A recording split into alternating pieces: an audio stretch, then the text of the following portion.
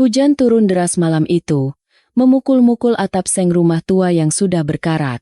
Suara rintik air yang menghantam seng terdengar seperti ribuan kerikil yang dilemparkan dari langit, menciptakan irama kesedihan yang tak berujung di sebuah kampung padat penduduk di pinggiran kota. Di dalam rumah yang dindingnya setengah tembok dan setengah anyaman bambu itu, Sari duduk bersimpuh di lantai semen yang dingin. Tangannya yang kasar namun cekatan sedang melipat pakaian buruh cuci milik tetangga. Sari baru berusia 20 tahun, tetapi wajahnya terlihat jauh lebih tua dari usianya. Gurat-gurat kelelahan tercetak jelas di bawah matanya yang sayu. Tidak ada bedak, tidak ada lipstik. Hanya wajah polos seorang gadis desa yang memikul beban dunia di pundaknya yang ringkih. Di sudut ruangan, sebuah ember plastik menampung tetesan air hujan yang bocor dari atap. Tik, tik, tik. Suara itu seolah menghitung detik-detik menuju kehancuran yang tak terelakkan. Sari, mana kopi Bapak? Teriakan itu memecah keheningan, lebih keras dari suara guntur di luar. Sari tersentak kaget.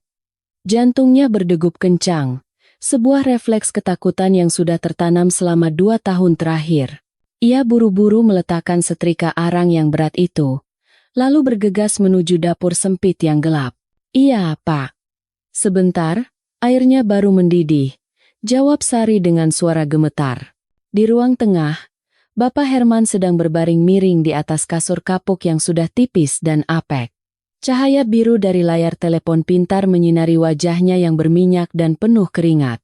Matanya tidak berkedip, menatap putaran roda slot online yang berwarna-warni di layar kecil itu. Jari jempolnya menekan tombol spin dengan gerakan obsesif, berulang-ulang, seolah nyawanya bergantung pada gambar-gambar buah dan petir yang berputar itu. Dulu, Bapak Herman bukan orang seperti ini. Sari masih ingat betul, 5 tahun lalu, sebelum ibu meninggal karena sakit paru-paru, rumah ini penuh dengan tawa meskipun mereka hidup pas-pasan. Bapak adalah seorang kuli bangunan yang rajin. Setiap sore pulang kerja, Bapak selalu membawa bungkusan martabak manis atau sekadar gorengan untuk Sari dan ibu. Sari, anak Bapak harus sekolah tinggi, biar tidak jadi kuli seperti Bapak. Begitu katanya dulu sambil mengusap kepala Sari. Tapi janji itu ikut terkubur bersama jasad ibu di liang lahat. Sepeninggal ibu, Bapak berubah. Awalnya hanya melamun, lalu mulai malas bekerja, dan akhirnya berkenalan dengan setan yang bernama judi online. Teman-teman di pos ronda mengenalkannya pada ilusi kekayaan instan itu. Awalnya hanya iseng dengan uang rokok, tapi ketika Bapak pernah menang besar sekali mendapatkan 2 juta rupiah dalam semalam tanpa bekerja, jiwanya telah resmi dijual kepada iblis. Sari datang membawa segelas kopi hitam panas. Asapnya mengepul, membawa aroma pahit yang pekat. Ia meletakkannya pelan-pelan di samping kasur Bapak, takut membuat gerakan yang salah. Sudah, Pak. Kopinya, bisik Sari. Herman tidak menjawab. Matanya melotot menatap layar. Ayo, ayo. Sedikit lagi. Pecah. Pecah kau. Gumamnya seperti orang meracau. Tiba-tiba, ia membanting tangannya ke kasur. Sialan, kurang 1 gambar lagi. Padahal jackpot sudah di depan mata. Herman bangkit duduk, napasnya memburu. Ia menyambar gelas kopi itu dan menyeruputnya kasar. Tidak peduli panasnya membakar lidah. Ia menatap Sari dengan tatapan yang membuat darah gadis itu membeku. Tatapan seorang pecandu yang sedang sakau akan kemenangan. Sari, Bapak minta uang. Katanya to the point, tanpa basa-basi. Sari menunduk, meremas ujung bajunya yang lusuh. Uang apa lagi, Pak? Kemarin kan Sari sudah kasih uang hasil jual gorengan. Itu uang terakhir untuk beli beras besok. Jangan bohong kamu, bentak Herman. Suaranya meninggi, membuat Sari semakin menciut.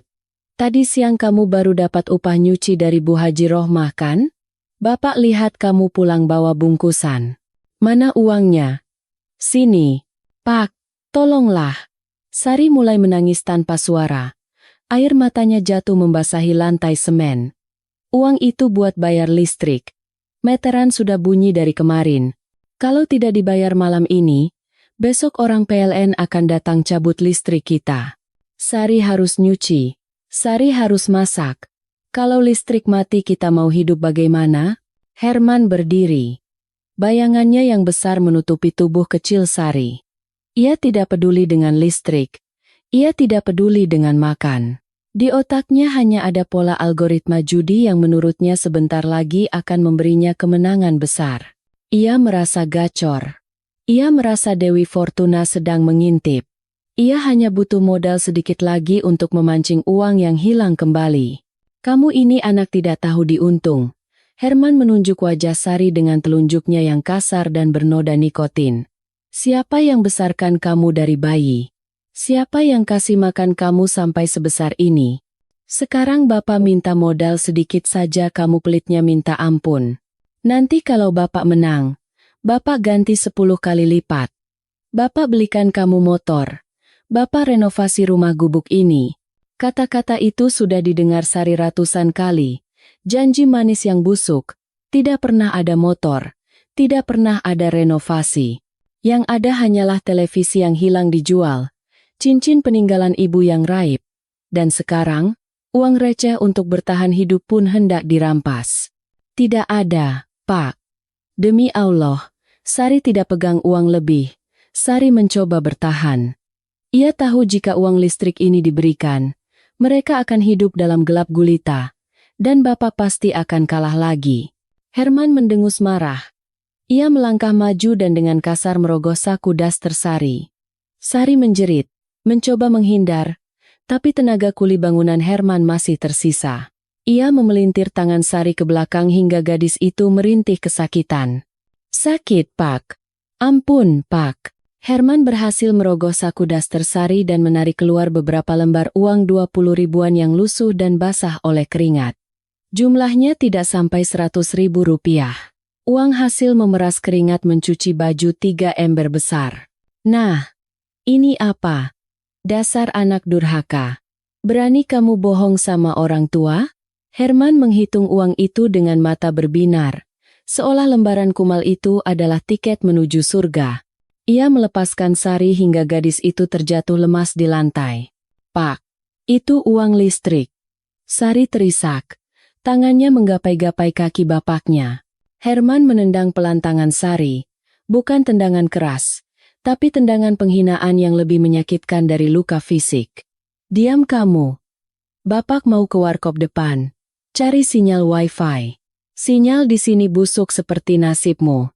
Tunggu Bapak pulang bawa uang berjuta-juta.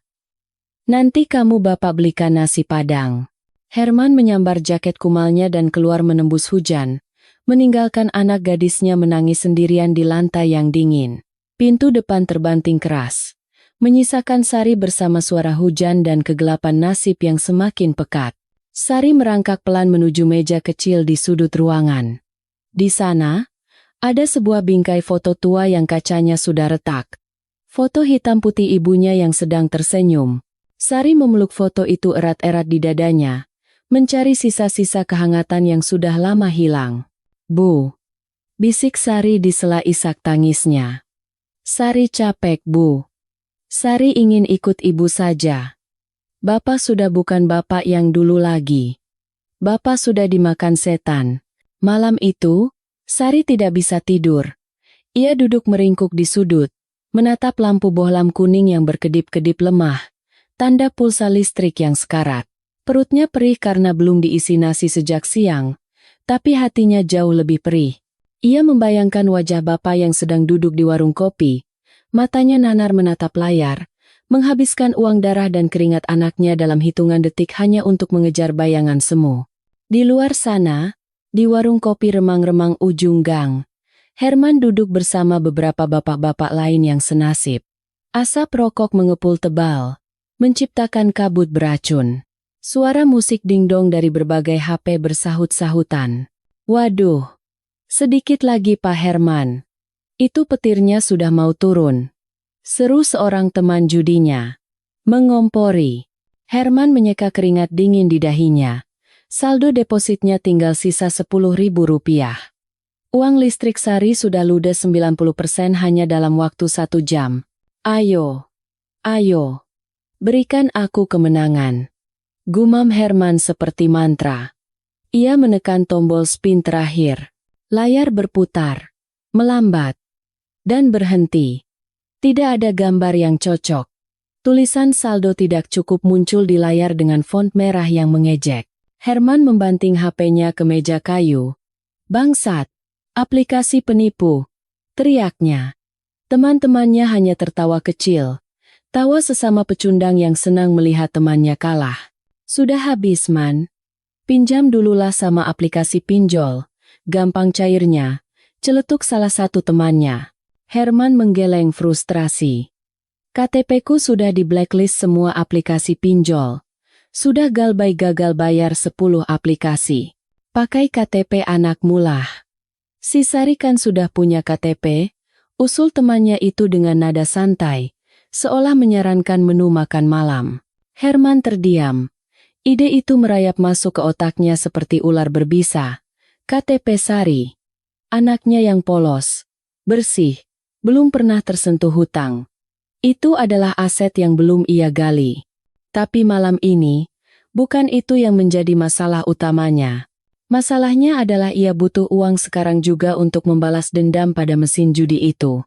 Saat Herman sedang berpikir keras bagaimana cara mendapatkan uang, sebuah mobil SUV hitam berhenti di depan warung kopi. Kaca jendela mobil yang gelap perlahan turun. Bau parfum mahal yang menyengat keluar dari dalam mobil, bercampur dengan bau bahaya. Semua orang di warung kopi terdiam. Mereka tahu siapa pemilik mobil itu. Itu adalah mobil Bang Joni, lintah darat penguasa wilayah ini. 2 orang pria berbadan tegap turun dari mobil. Mereka mengenakan jaket kulit hitam meskipun udara panas dan lembab. Mereka berjalan lurus ke arah meja Herman. Jantung Herman rasanya berhenti berdetak. Ia ingat, ia memiliki hutang 5 juta rupiah pada Bang Joni 2 minggu lalu, dengan janji akan dikembalikan 10 juta dalam tempo 1 minggu, dan sekarang sudah lewat 1 minggu. Malam, Pak Herman, sapa salah satu pria itu dengan senyum ramah yang mengerikan. Giginya tampak kuning karena nikotin. Malam, Bang, jawab Herman terbata-bata. Tangannya gemetar hebat di bawah meja. Bang Joni titip salam, katanya. Bapak sudah susah dihubungi. Di telepon tidak diangkat. Di WA tidak dibalas. Bang Joni khawatir Bapak kenapa-napa, kata pria itu sambil menepuk bahu Herman. Tepukan yang terasa berat seperti batu. Saya tidak kenapa-napa, Bang. Cuma HP saya sering error. Herman berbohong. Syukurlah kalau sehat. Berarti ginjalnya juga sehat kan? Tanya pria itu, lalu tertawa terbahak-bahak diikuti temannya. Tawa itu membuat bulu kuduk Herman berdiri. Bercanda, Pak. Jangan tegang begitu. Jadi, bagaimana titipan Bang Joni? Sudah ada, B. Belum ada, Bang. Tolong sampaikan ke Bang Joni, kasih saya waktu 3 hari lagi, 3 hari saja. Saya pasti bayar, Herman memohon, keringat dingin mengucur deras membasahi punggungnya. Pria itu berhenti tertawa. Wajahnya berubah datar dan dingin seketika. Ia mencengkeram kerah baju Herman dan menariknya mendekat. Pak Herman, Bapak tahu kan Bang Joni tidak suka orang yang ingkar janji. 3 hari lagi bunganya akan naik jadi 2 kali lipat. Dan kalau Bapak tidak bayar juga. Pria itu melirik ke arah rumah-rumah di kampung. Saya dengar anak gadis Bapak cantik ya? Siapa namanya, Sari? Dunia Herman seakan runtuh mendengar nama anaknya disebut oleh preman-preman ini. Bukan karena ia peduli pada keselamatan Sari, tapi karena ia tahu arti ancaman itu. Mereka akan mengambil apa saja yang bernilai. Jangan ganggu anak saya, Bang, kata Herman lemah. Ya tergantung Bapak. Kalau Bapak bayar, anak Bapak aman. Kalau tidak. Pria itu melepaskan cengkeramannya dan merapikan kerah baju Herman dengan kasar. 3 hari. Pak Herman, ingat, 3 hari. Atau kami yang akan datang menjemput pelunasannya. Dengan cara kami. Pria-pria itu pergi. Masuk kembali ke mobil mewah itu dan melaju pergi, meninggalkan jejak ketakutan yang kental. Herman terduduk lemas di bangku kayu. Kakinya gemetar hebat hingga ia tidak sanggup berdiri. 5 juta pokok, plus bunga. Sekarang mungkin sudah jadi 15 juta. Dari mana ia dapat uang sebanyak itu? Herman pulang ke rumah dengan langkah gontai. Hujan sudah reda, menyisakan genangan air kotor di jalanan kampung. Saat ia membuka pintu rumah yang tidak terkunci, ia melihat Sari tertidur di lantai dengan posisi meringkuk kedinginan, masih memeluk foto ibunya. Lampu rumah sudah mati total. Token listrik benar-benar habis. Rumah itu gelap gulita, hanya diterangi cahaya bulan samar yang masuk dari celah ventilasi. Herman menyalakan senter dari HP-nya. Cahaya itu jatuh ke wajah Sari. Dalam tidur pun, wajah anaknya terlihat menderita. Ada bekas air mata yang mengering di pipinya. Herman menatap anaknya lama. Awalnya ada rasa iba di hatinya. Rasa bersalah seorang ayah. Tapi kemudian, bisikan setan itu datang lagi, lebih kuat dari sebelumnya. Kata-kata preman tadi terngiang-ngiang di kepalanya. Saya dengar anak gadis bapak cantik ya? Herman bukan melihat Sari sebagai putrinya lagi. Dalam keputusasaan dan kegilaan akibat candu judi, otaknya mulai memutarbalikan logika. Ia melihat Sari sebagai solusi. Sari masih muda. Sari cantik, meskipun tidak terawat. Di luar sana, banyak orang kaya yang mencari gadis-gadis kampung yang masih segel untuk dijadikan pelayan, istri simpanan, atau hiburan. Sari, bisik Herman pelan, suaranya serak. Maafkan Bapak, Nduk. Tapi Bapak tidak punya pilihan. Daripada Bapak mati dibunuh preman, lebih baik kamu berbakti sedikit lagi. Pikiran jahat itu mulai tumbuh, berakar, dan menjalar. Herman mulai menyusun rencana. Ia tidak akan bilang akan menjual Sari. Tidak, itu terdengar terlalu kejam. Ia akan menyebutnya mencarikan kerja. Ya, mencarikan kerja di kota besar. Gaji besar. Bisa bayar hutang. Bisa hidup enak. Itu narasi yang akan ia bangun. Herman meyakinkan dirinya sendiri bahwa ini demi kebaikan Sari juga. Keesokan paginya, Sari terbangun karena aroma nasi goreng. Ia membuka mata dengan bingung. Biasanya, pagi hari ia hanya minum teh tawar karena tidak ada beras. Tapi hari ini, di meja makan kayu yang reyot, ada 2 piring nasi goreng dengan telur ceplok di atasnya. Bapak Herman sedang duduk di sana, tersenyum. Senyum yang sudah bertahun-tahun tidak Sari lihat. Senyum yang hangat tapi di mata Sari yang polos. Ia tidak bisa melihat pisau yang tersembunyi di balik senyum itu. Bangun, Nduk. Ayo sarapan. Bapak tadi pinjam uang sedikit ke Pak RT. Beli beras dan telur. Kasihan kamu kurus sekali, kata Herman dengan nada lembut yang dibuat-buat. Sari tertegun. Ia mengucek matanya. Tak percaya. Bapak tidak marah lagi. Ah, Bapak semalam hilaf. Bapak pusing banyak pikiran. Maafkan Bapak ya, Sari. Herman berakting dengan sempurna. Bahkan matanya sedikit berkaca-kaca. Hati Sari yang lembut langsung luluh. Ia adalah anak yang sangat merindukan kasih sayang ayahnya. Ia segera bangkit, mencium tangan ayahnya dengan takzim. Tidak apa-apa, Pak. Sari mengerti. Sari yang salah tidak bisa bantu Bapak cari uang banyak. Nah, soal itu. Herman memulai pancingannya sambil menyodorkan piring nasi goreng. Makan dulu. Sambil makan, Bapak mau bicara sesuatu yang penting. Kabar gembira buat kita. Sari mulai menyuap nasi goreng itu dengan lahap. Rasanya enak sekali, rasa kemewahan yang langka. Ia tidak tahu bahwa itu adalah buacem anhui buacem kuatu tu truk hibuk fau dianguj. Sari, kata Herman pelan. Tadi malam Bapak ketemu teman lama Bapak di warung. Dia sukses, kerja di Batam. Dia bilang, restoran tempat dia kerja lagi butuh pelayan wanita. Gajinya besar. Nduk, 5 juta sebulan, belum termasuk tips. Makan dan tidur ditanggung di asrama karyawan. Tempatnya resmi, aman. Sari berhenti mengunyah. Matanya membelalak. 5 juta, Pak? Angka itu terdengar fantastis baginya yang hanya mendapat 20.000 sehari. Iya. Bapak langsung ingat kamu. Daripada kamu capek-capek jadi buruh cuci di sini, dihina tetangga, rumah kita bocor terus. Mending kamu kerja di sana. 1 tahun saja, kamu pulang kita bisa lunasi semua hutang, renovasi rumah, dan kamu bisa buka toko sendiri di sini. Herman menatap mata anaknya dalam-dalam, mengerahkan seluruh kemampuan manipulasinya. Bapak sudah tua, Sari. Bapak sakit-sakitan. Bapak ingin lihat kamu sukses sebelum Bapak mati menyusul ibumu. Mendengar nama ibu disebut, pertahanan Sari runtuh. Impian untuk memperbaiki rumah, impian untuk membahagiakan Bapak, dan iming-iming kehidupan yang lebih baik membuatnya buta akan bahaya. Ia tidak pernah keluar kota. Ia tidak tahu dunia luar. Ia hanya tahu bapaknya orang yang paling ia hormati sedang memberinya jalan keluar. Tapi, Sari takut, Pak.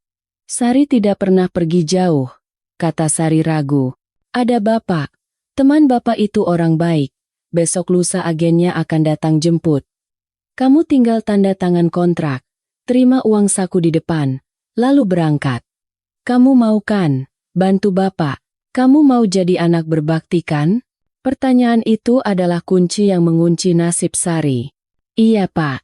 Sari mau. Sari mau bahagiakan Bapak. Jawab Sari polos. Di balik senyum harunya, Herman menyembunyikan seringai lega. Ikan sudah memakan umpan. 5 juta? Bukan. Herman tahu agen penyalur tenaga kerja ilegal itu akan memberinya uang tanda jadi sebesar 10 juta rupiah tunai jika berhasil menyerahkan gadis muda yang sehat. 10 juta. Cukup untuk bayar hutang Bang Joni dan sisanya untuk deposit judi slot lagi. Di luar, langit kembali mendung gelap. Angin kencang bertiup, menggoyangkan pohon pisang di samping rumah. Seolah alam sedang berteriak memberi peringatan kepada Sari. Lari. Lari, nak. Jangan percaya. Tapi Sari tidak mendengar. Ia sedang menatap wajah ayahnya dengan penuh harapan. Tidak menyadari bahwa ia baru saja menjual jiwanya kepada iblis yang berwujud ayah kandungnya sendiri. Dan di kejauhan, bayang-bayang Bang Joni dan sindikat perdagangan manusia sedang tersenyum lebar, menunggu mangsa baru mereka datang dengan sukarela. Matahari pagi belum benar-benar muncul. Langit masih berwarna abu-abu pucat, menggantung rendah di atas atap-atap rumah yang berhimpitan. Di depan rumah Herman, suasana terasa lebih hening dari biasanya.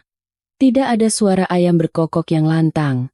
Seolah alam pun tahu bahwa pagi ini adalah awal dari sebuah perpisahan yang tragis. Sari sudah siap sejak subuh. Ia mengenakan baju terbaiknya, sebuah kemeja motif bunga-bunga yang warnanya sudah sedikit pudar dan celana panjang bahan yang sudah disetrika licin, meski ada bekas jahitan kecil di bagian lutut. Di kakinya, terpasang sepatu pantofel hitam murahan yang ia beli di Pasar Loak 2 tahun lalu untuk acara kelulusan SMA. Hanya itu harta berharganya. Di tangannya, ia menggenggam erat sebuah tas jinjing besar berbahan kain terpal. Isinya tidak banyak, beberapa potong pakaian ganti, peralatan mandi seadanya, dan mukena pakaian sholat, peninggalan almarhumah ibunya. Mukena itu sudah kusam, pinggirannya brudul, tapi aromanya masih mengingatkan Sari pada pelukan ibu. Itu adalah jimat pelindungnya. Sudah siap, Nduk? Tanya Herman. Ia berdiri di ambang pintu sambil menghisap rokok kretek dalam-dalam. Asap berbau cengkeh memenuhi udara pagi yang lembab. Herman tampak gelisah. Ia tidak menatap mata Sari. Matanya terus melirik ke ujung gang, menunggu sesuatu. Bukan menunggu nasib baik anaknya, tapi menunggu pembeli yang akan membawa uang tunai. Sudah, Pak, jawab Sari pelan. Ia menatap rumah reot itu sekali lagi. Dinding yang retak, atap yang bocor, lantai semen yang dingin. Meski buruk rupa, ini adalah satu-satunya istana yang ia kenal. Ada rasa berat yang mencekik lehernya. Pak, Sari pamit ya. Bapak jaga kesehatan. Obat darah tinggi Bapak sudah Sari taruh di atas meja, dekat kaleng kerupuk. Jangan lupa diminum. Herman mengangguk cepat, membuang puntung rokoknya ke tanah dan menginjaknya. Iya. Kamu di sana kerja yang rajin. Jangan bikin malu Bapak, jangan cengeng. Ingat, kita butuh uang. Iya, Pak. Nanti gaji pertama Sari langsung Sari kirim buat Bapak bayar hutang listrik dan hutang yang lain, kata Sari dengan tulus. Tepat saat itu, sebuah mobil minibus berwarna perak metalik, warna silver, perlahan masuk ke dalam gang sempit itu. Ban mobil melindas genangan air sisa hujan semalam, memuncratkan lumpur kotor ke pagar tetangga. Kaca mobilnya gelap gulita, tidak tembus pandang dari luar. Mobil itu berhenti tepat di depan rumah Herman. Jantung Sari berdegup kencang. Ia mengira itu jemputan dari restoran mewah di Batam seperti cerita Bapak. Pintu depan mobil terbuka. Seorang pria turun. Tubuhnya gempal, kulitnya hitam mengkilap, mengenakan kemeja batik yang kancing atasnya terbuka, memperlihatkan kalung emas tebal. Rambutnya disisir klimis dengan minyak rambut yang baunya menyengat. Namanya Bang Rudi, tapi di dunia hitam, ia dikenal sebagai Rudi Calo. Pagi, Pak Herman. Sapa Rudi dengan suara parau yang dibuat ramah. Matanya langsung menyapu tubuh Sari dari ujung kaki ke ujung kepala. Tatapan itu bukan tatapan seorang manajer HRD restoran, melainkan tatapan pedagang sapi yang sedang menaksir daging ternak. Wah, ini barangnya? Maksud saya, ini anaknya? Herman buru-buru maju, menyalami Rudi dengan sikap membungkuk-bungkuk hormat yang menyedihkan. Pagi, Bang Rudi. Iya, ini Sari. Anak saya, masih muda, rajin, penurut, tidak pernah pacaran Bang. Masih polos. Kata masih polos diucapkan Herman dengan penekanan khusus. Sebuah kode dagang yang dipahami betul oleh mereka berdua. Sari, yang berdiri di sana dengan lugu, hanya tersenyum tipis dan mengangguk sopan, mengira ayahnya sedang memujinya agar diterima kerja. Bagus. Sesuai deskripsi, Rudi mengangguk puas. Ia berjalan mendekati Sari. Siapa namamu, Neng? Sari, Pak. Jawab Sari sambil mencium tangan Rudi. Tangan pria itu terasa kasar, dingin, dan ada cincin batu akik besar yang menekan kulit tangan Sari. Panggil Mas Rudi saja, biar akrab. Kamu siap kerja keras? Siap, Mas. Sari biasa kerja keras. Sari bisa nyuci, masak, bersih-bersih. Rudi tertawa pendek, tawa yang terdengar sumbang. Hahaha, iya. Nanti di sana kerjanya gampang kok. Yang penting kamu nurut sama atasan. Sudah, ayo naik. Pesawatnya nanti ketinggalan. Rudi membuka pintu tengah mobil. Di dalamnya, AC menyembur dingin, kontras dengan udara luar yang mulai panas. Sari melangkah masuk dengan ragu. Sebelum masuk sepenuhnya, ia berbalik menatap ayahnya sekali lagi. Air matanya mulai menggenang. Pak, Herman tidak memeluknya.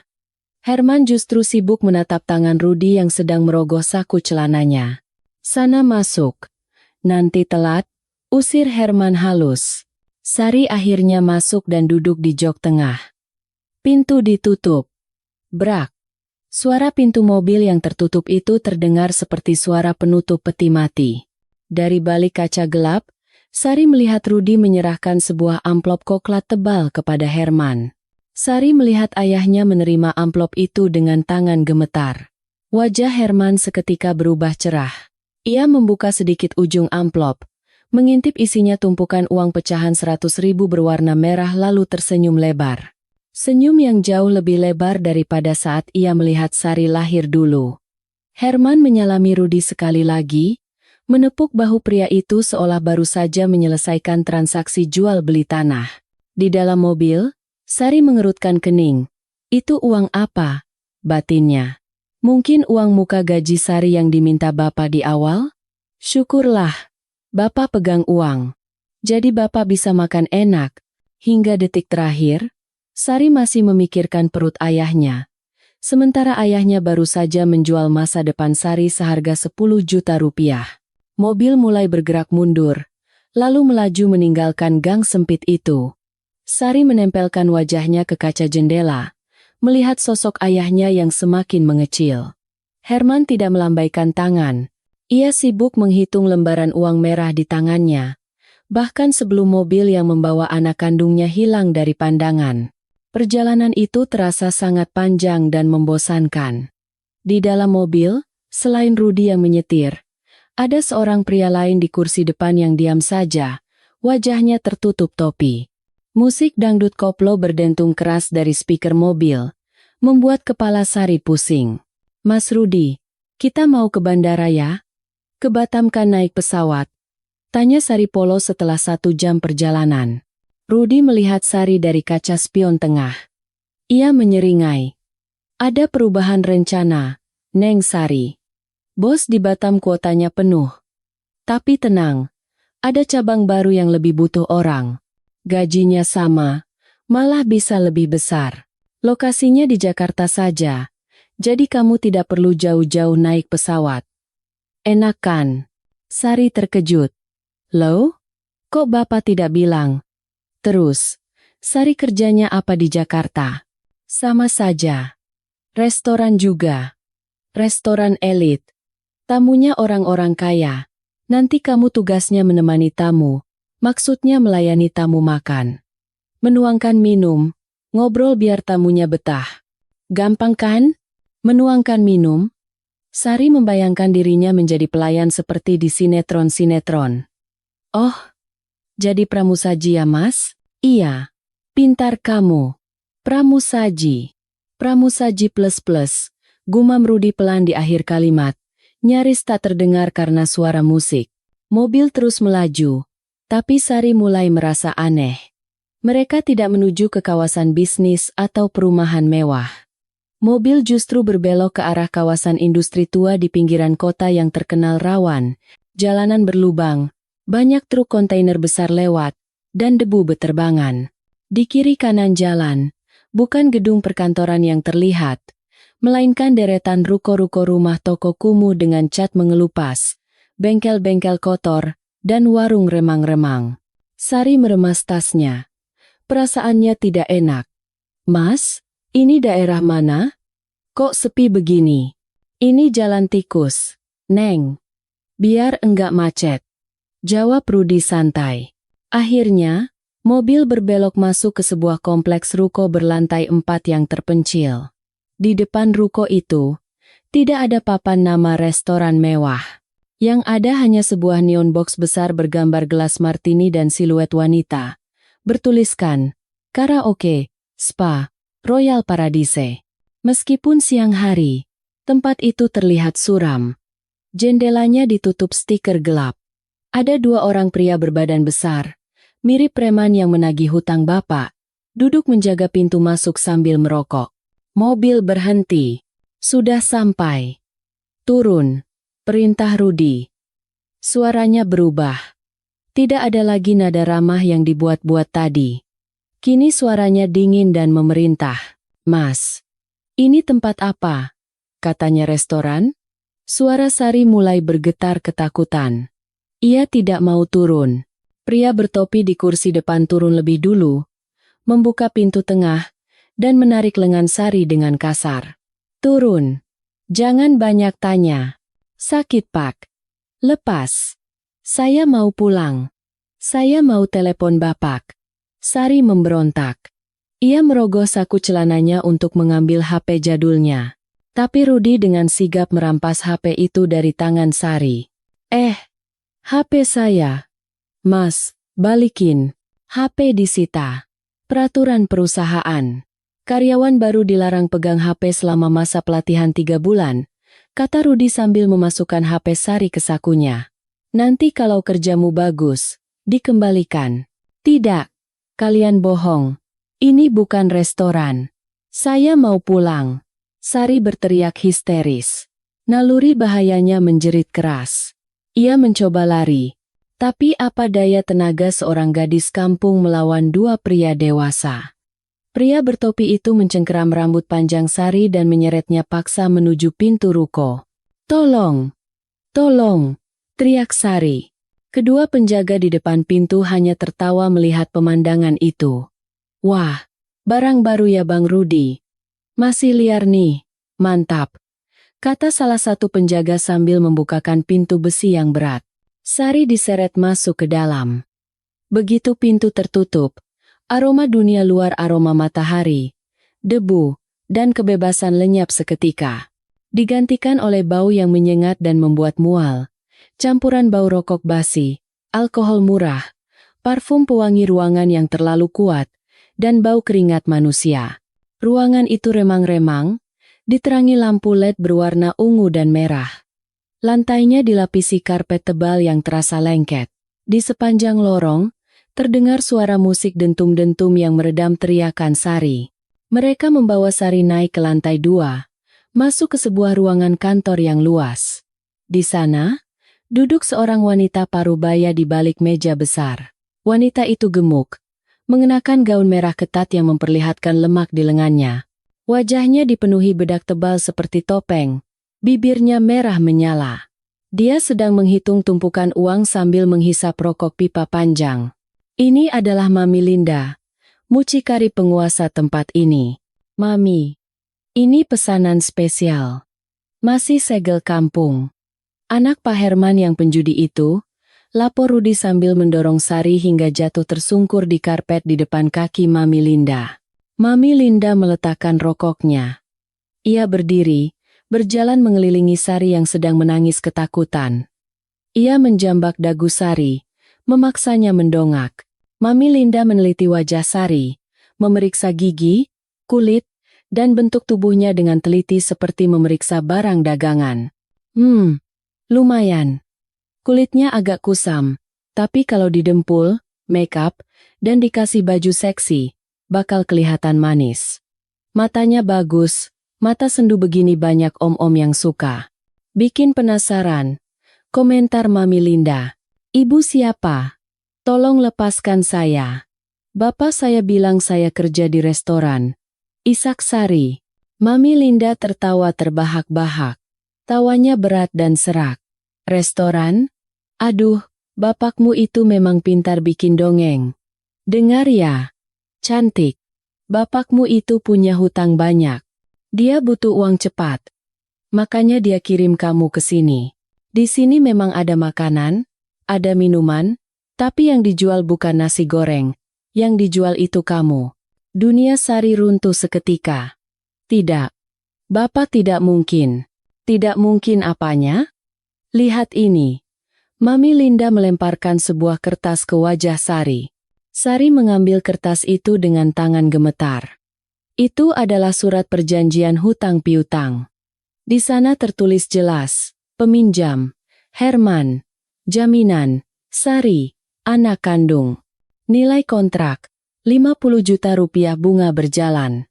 Jika tidak bisa bayar uang, maka anak menjadi hak milik penuh Mami Linda untuk dipekerjakan sampai lunas. Dan di bawahnya, ada tanda tangan Bapak. Tanda tangan yang sangat Sari kenal. Sering ia lihat di rapor sekolahnya dulu. "Bapakmu sudah terima 10 juta tadi pagi dari Rudi. Sisanya 40 juta dipotong hutang dia yang lama. Jadi sekarang, tubuhmu ini milikku seharga 50 juta. Kamu harus kerja buat bayar itu. Paham?" "Bohong. Kalian penipu. Bapak sayang saya." Sari berteriak, menolak kenyataan pahit itu. Ia bangkit dan mencoba lari ke arah pintu. Plak! Sebuah tamparan keras mendarat di pipi Sari. Begitu keras hingga sudut bibirnya pecah berdarah. Sari terpelanting kembali ke lantai. Kepalanya pusing, telinganya berdengung. Mami Linda berdiri di atasnya dengan wajah beringas. Cincin emas besarnya lah yang merobek bibir Sari. "Jangan coba-coba lari, jalan kecil. Di sini tidak ada jalan keluar. Pintu depan dijaga, pintu belakang dikunci, jendela semua diteralis besi. Kalau kamu nurut, kamu bisa makan enak, tidur di kasur empuk, dan cantik. Tapi kalau kamu melawan..."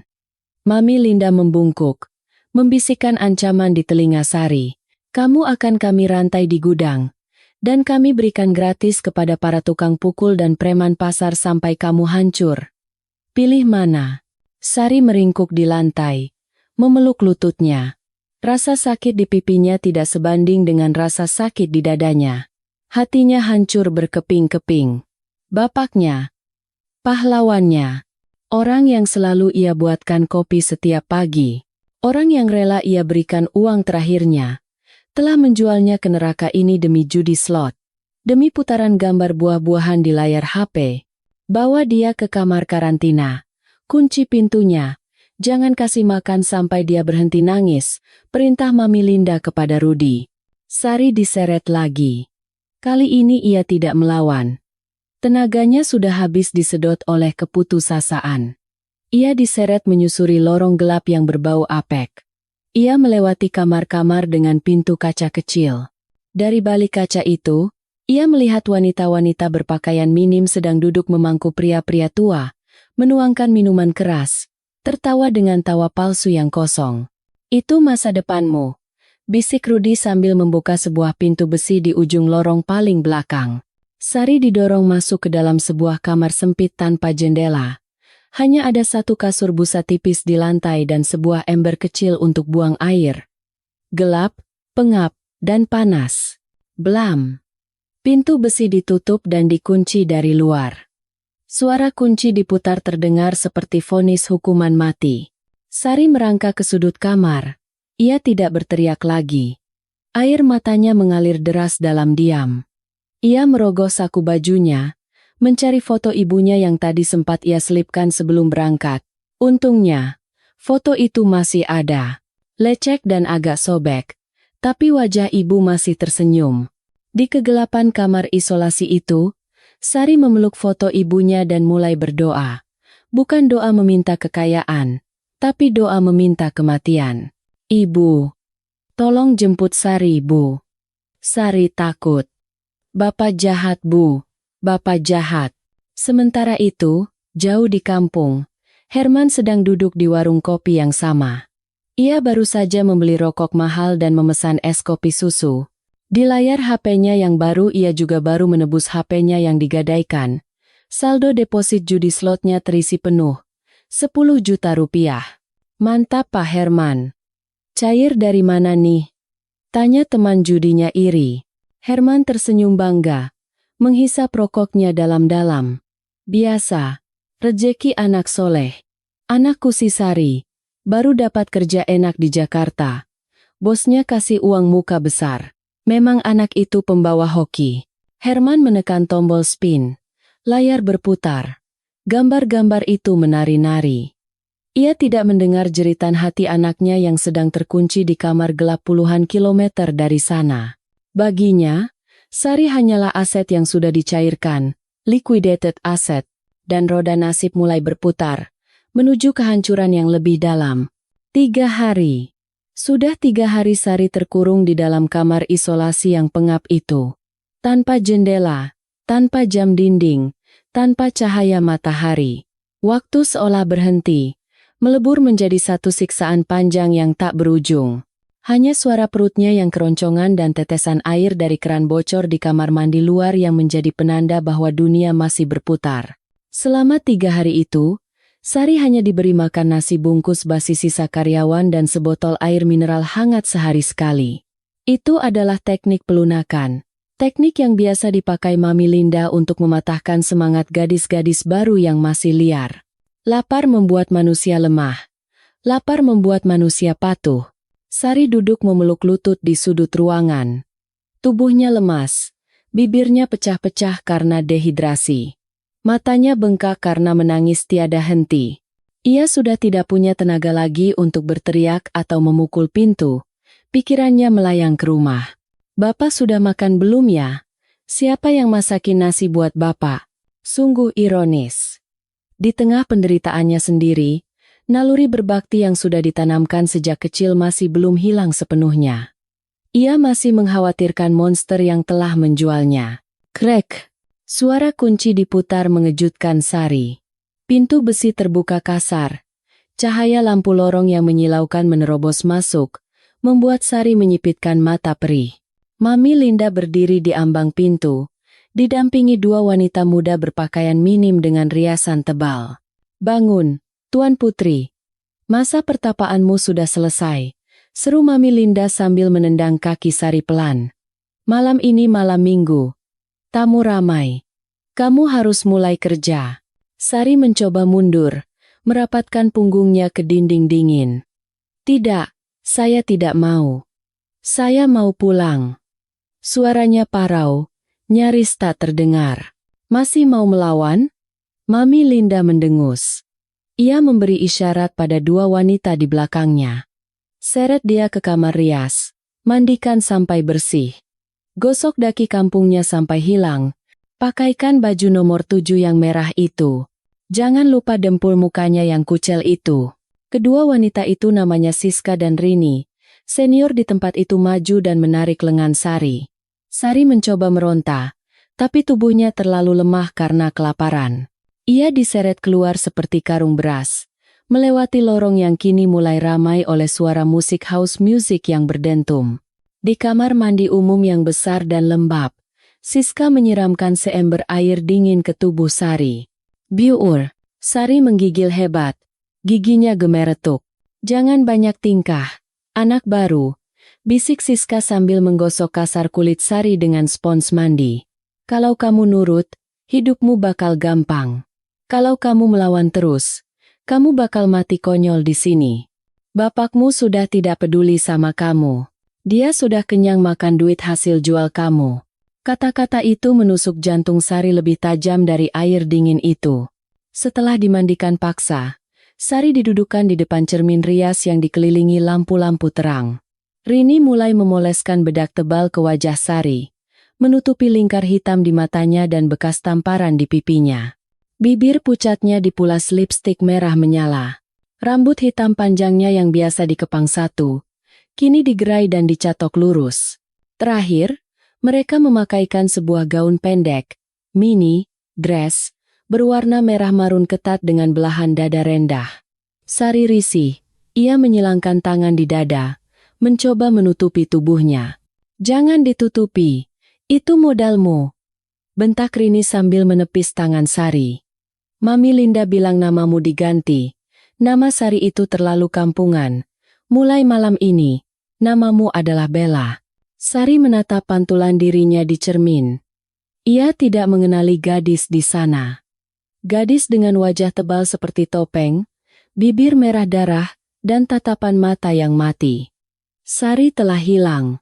Yang ada hanya Bella, boneka bernyawa milik Royal Paradise. "Ayo, tamu VIP sudah menunggu di room 5.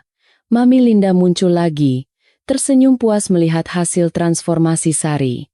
"Ingat, Bella. Senyum. Tuangkan minum. Temani nyanyi. Kalau tamu mau pegang-pegang sedikit, biarkan saja. Jangan sok suci. Kalau kamu bikin tamu marah, jatah makanmu Bapak potong selamanya." Sari didorong keluar, menuju lorong yang kini dipenuhi asap rokok dan bau alkohol. Jantungnya berdegup kencang, rasa takut mencekik lehernya. Ia berjalan seperti robot menuju room 5.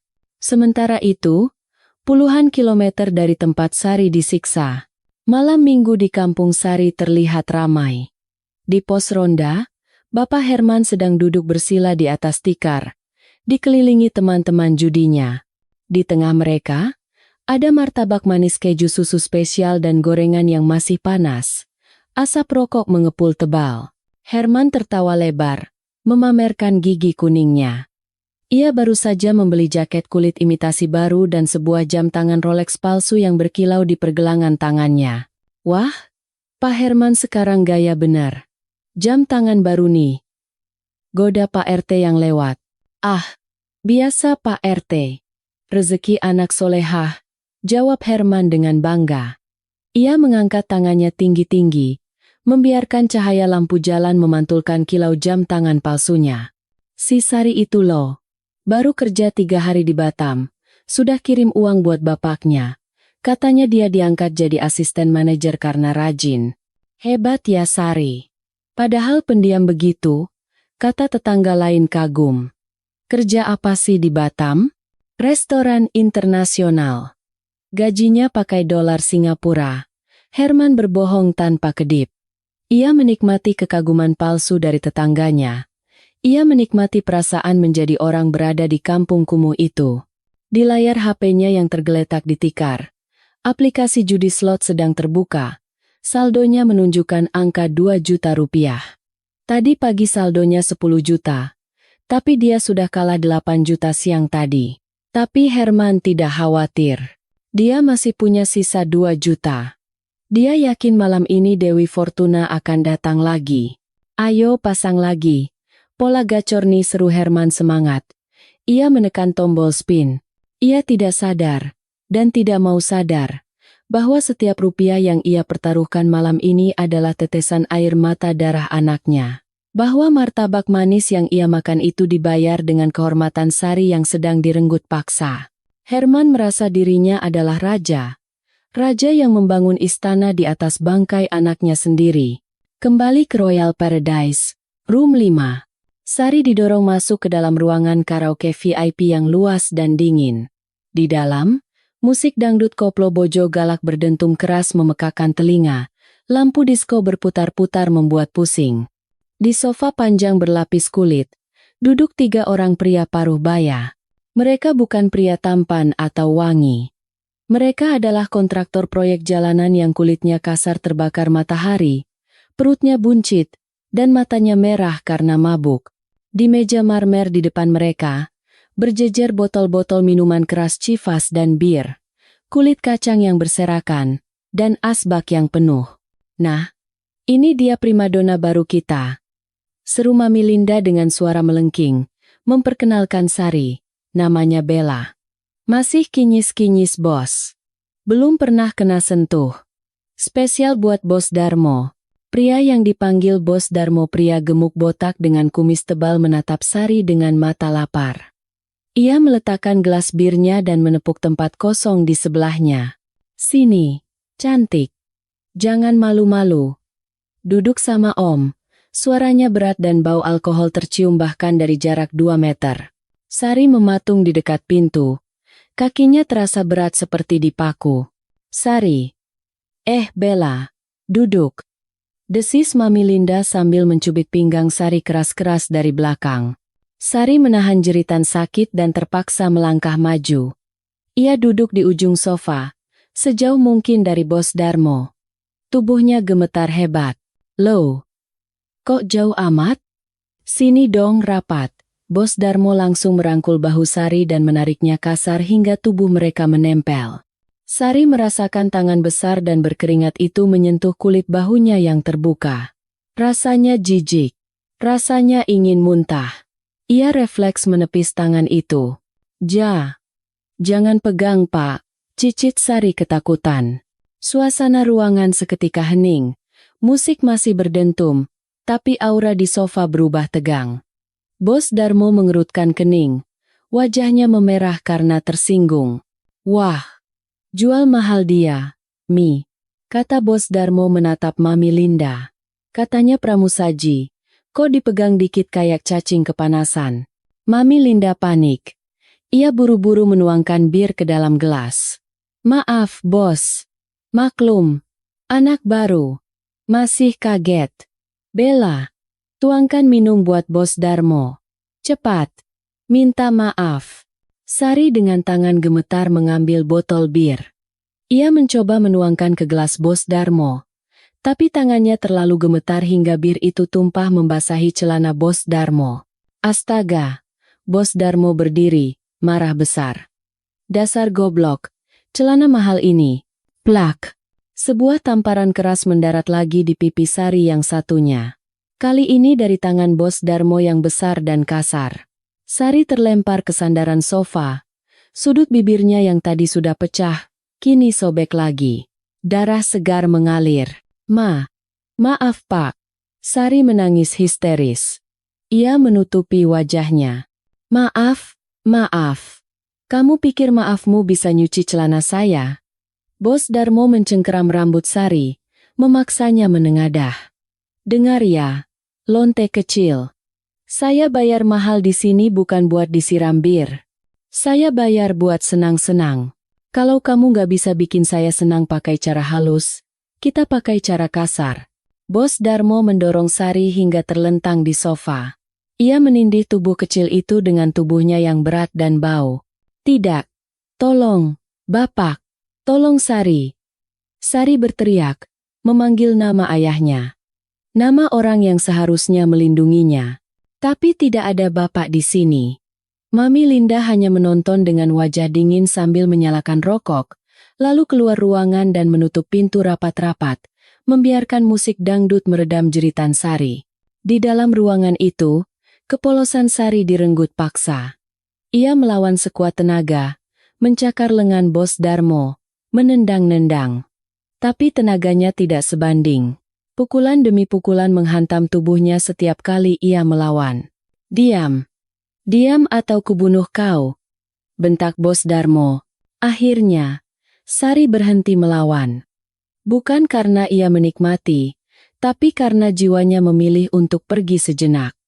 Ia membiarkan tatapannya kosong menatap langit-langit ruangan yang penuh lampu disko berputar. Ia membayangkan dirinya sedang berada di sungai di kampungnya, mencuci baju sambil bernyanyi kecil. Ia membayangkan ibunya sedang tersenyum melambaikan tangan.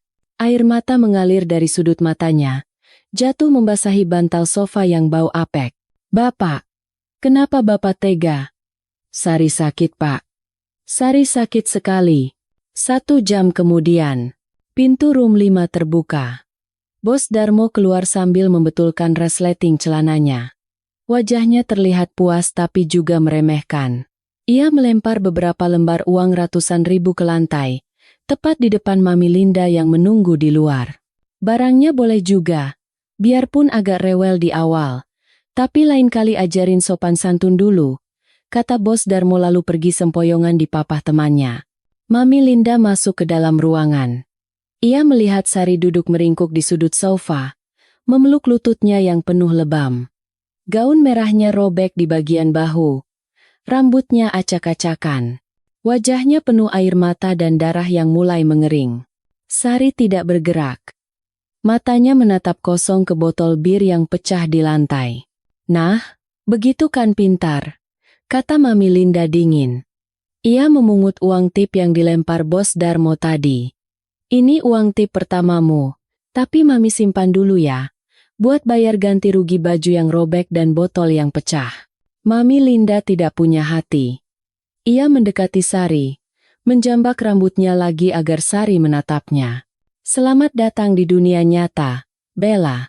Malam ini baru permulaan. Hutang bapakmu masih 49.500.000 lagi. Masih panjang perjalananmu. Sekarang, cuci mukamu, benerin bajumu. Tamu room 7 sudah menunggu. Sari tidak menjawab. Ia seperti mayat hidup. Ia berdiri perlahan. Kakinya gemetar menahan sakit di selangkangan dan sekujur tubuh. Ia berjalan menuju kamar mandi di dalam ruangan itu. Di depan wastafel, Sari menatap cermin. Ia melihat monster di sana. Bukan monster. Ia melihat seonggok daging yang sudah dikunyah dan dimuntahkan. Ia mengambil air, membasuh wajahnya yang penuh noda. Ia menggosok kulitnya kuat-kuat, berharap bisa menghapus jejak tangan-tangan kotor tadi. Ia menggosok sampai kulitnya merah dan perih. Kotor, kotor, bisiknya berulang-ulang. Aku kotor, Bu. Sari menangis tanpa suara. Di dalam hati kecilnya, Sari yang dulu gadis periang penjual jamu sudah mati di room 5 malam ini. Yang tersisa hanyalah Bella, mesin pencetak uang untuk Mami Linda dan mesin pembayar hutang untuk Bapak Herman. Dan di kampung, Herman baru saja berteriak hore. Ia menang lagi. Dapat jackpot receh 500.000 rupiah. Sari memang pembawa rezeki. Serunya bangga, mentraktir teman-temannya rokok lagi. Ia tertawa lepas. Sementara di saat yang sama, anaknya sedang muntah darah di wastafel toilet karaoke. Ikatan batin antara ayah dan anak itu telah putus, digantikan oleh ikatan transaksi yang berdarah. Malam itu, Hujan turun lagi di Jakarta. Seolah langit ikut menangis membasuh dosa-dosa yang tak terampuni. 365 hari telah berlalu sejak Sari meninggalkan kampung halamannya. Bagi dunia luar, 1 tahun mungkin hanyalah pergantian kalender. Tapi bagi Sari atau kini dikenal sebagai Bella, 1 tahun di Royal Paradise terasa seperti 1 abad penyiksaan. Musim hujan kembali datang di Jakarta. Di dalam kamar isolasi yang lembab itu, seorang wanita kurus kering sedang duduk di tepi kasur busa yang sudah sobek-sobek. Sulit untuk mengenali bahwa wanita itu adalah Sari. Sari yang dulu memiliki pipi kemerahan dan senyum malu-malu, kini tinggal tulang berbalut kulit. Matanya cekung ke dalam, dikelilingi lingkaran hitam pekat yang tak bisa lagi ditutupi bedak setebal apapun. Rambutnya yang dulu hitam berkilau kini kusam, rontok, dan menipis. Di lengan dan pahanya, terdapat banyak bekas luka sundutan rokok, bekas cubitan, dan memar yang membiru tanda mata dari tamu-tamu yang tidak puas atau terlalu kasar. Bella Sari terbatuk-batuk. Batuknya kering dan menyakitkan, mengguncang tubuhnya yang ringkih. Uhuk, uhuk, hoek. Ia memuntahkan sesuatu ke dalam ember plastik di samping kasur. Darah, cairan merah segar bercampur dahak kental. Tubuhnya sudah digerogoti penyakit. Mungkin TBC, mungkin penyakit kelamin yang tidak diobati, atau mungkin sekadar tubuh yang menyerah karena dipaksa melayani nafsu bejat 5 hingga 10 laki-laki setiap malam, tanpa istirahat, tanpa gizi. Ibu, bisiknya lirih. Suaranya serak, pita suaranya rusak karena terlalu sering menjerit atau dipaksa minum alkohol murahan. Di bawah kasur busa yang bau apek itu, Sari menyembunyikan harta karunnya. Bukan uang, bukan perhiasan, melainkan tumpukan kertas tisu bekas, bungkus rokok, dan sobekan koran. Di atas kertas-kertas sampah itu, Sari menulis surat. Surat-surat yang tidak pernah terkirim. Sari mengambil sebatang pensil alis yang sudah tumpul, ia mencurinya dari kamar rias bulan lalu, dan mulai menulis di atas lembar tisu kucel. Bapak tersayang, apa kabar? Sari di sini sakit, Pak. Sari batuk darah terus. Sari kangen Bapak. Sari kangen masakan Bapak. Kapan Sari boleh pulang? Katanya setahun lunas. Sari sudah kerja keras, Pak. Sari tidak pernah melawan lagi. Tolong jemput Sari. Air matanya menetes di atas tisu, membuat tulisan itu luntur. Sari tahu surat ini tidak akan pernah sampai. Mami Linda melarang surat keluar. HP-nya sudah lama dijual oleh Rudy. Sari terputus total dari dunia. Tapi menulis adalah satu-satunya cara ia menjaga kewarasannya agar tidak gila. Brak, pintu kamar terbuka. Bukan Mami Linda, tapi Siska senior yang dulu memandikannya. Wajah Siska kini juga terlihat tua dan lelah, tapi masih lebih baik dari Sari. Bella, bangun. Mami panggil di kantor. Bawa buku catatanmu. Perintah Siska ketus. Tapi ada sedikit rasa iba di matanya saat melihat darah di ember Sari. Sari bangkit dengan susah payah. Kakinya gemetar. Ia berjalan tertatih-tatih mengikuti Siska menuju kantor Mami Linda. Di dalam kantor ber-AC dingin itu, Mami Linda sedang duduk santai sambil makan rujak buah. Di hadapannya, ada buku besar catatan hutang. Duduk, perintah Mami Linda tanpa menoleh. Sari duduk di kursi plastik. Ia menunduk, takut menatap mata iblis wanita itu. Sudah 1 tahun, Bella. Kamu tahu hari ini hari apa? Hari ulang tahun kontrakmu, kata Mami Linda sambil menjilat bumbu rujak di jarinya. Mata Sari berbinar sedikit. Harapan kecil menyala. B. Berarti hutang saya sudah lunas, Mi? Saya boleh pulang? Mami Linda tertawa. Tawa yang membuat bulu kuduk berdiri. Ia membuka buku besar itu dan memutarnya ke arah Sari. Lunas? Mimpi kamu ketinggian, sayang. Coba lihat ini. Sari menyipitkan mata melihat deretan angka di buku itu. Hutang pokok, 50 juta. Bunga 20% per bulan, 120 juta. Denda penolakan tamu, 15 juta. Ganti rugi gelas pecah, baju robek, 5 juta. Biaya makan, sewa kamar 1 tahun, 30 juta. Biaya obat, suntik KB, 10 juta. Total hutang sisa, 150 juta rupiah. Mata Sari terbelalak, napasnya tercekat. Mi, ini tidak mungkin. Saya kerja tiap malam. Saya dapat tips. Bapak Rudi bilang, tips? Tips itu buat bayar keamanan. Buat bayar polisi biar tempat ini nggak digerebek. Kamu pikir kamu hidup gratis di sini? Bentak Mami Linda. Ia menggebrak meja. Kerjamu setahun ini cuma cukup buat bayar bunga. Pokok hutangmu belum kesentuh sama sekali. Malah nambah karena kamu sering sakit-sakitan dan nolak tamu. Sari menangis histeris. Ia bersujud di kaki Mami Linda. Ampun Mi. Sari tidak kuat. Sari mau mati saja. Tolong lepaskan Sari. Mami Linda menendang bahu Sari hingga terjengkang. Mau mati? Silakan mati kalau hutang bapakmu lunas. Kalau kamu mati sekarang, aku akan kirim orang buat bakar rumah bapakmu dan jual ginjal bapakmu. Mau? Ancaman itu membungkam tangari Sari seketika. Bapak? Ia tidak boleh membiarkan bapak celaka. Sekarang dengar, suara Mami Linda melembut, tapi lebih berbisa. Kondisimu sudah jelek. Tamu VIP sudah tidak mau pakai kamu. Kamu sudah turun kelas. Mulai besok, kamu pindah ke warung remang di belakang terminal truk. Di sana tarifnya murah, cuma 50.000 sekali main. Tapi tamunya banyak, supir truk, kuli pelabuhan. Kamu harus kerja lebih keras. Sehari minimal 20 tamu biar hutangmu cepat lunas. 20 tamu sehari, supir truk kasar. Itu bukan pekerjaan. Itu hukuman mati pelan-pelan. Mi, saya sakit. Saya batuk darah. Sari memohon belas kasihan. Makanya kerja. Kalau punya uang, bisa beli obat. Sekarang keluar. Siap-siap pindah. Sari diseret keluar. Harapannya hancur lebur. 1 tahun penderitaan ternyata sia-sia. Ia bukan melunasi hutang. Ia justru semakin dalam terkubur dalam lubang setan ini.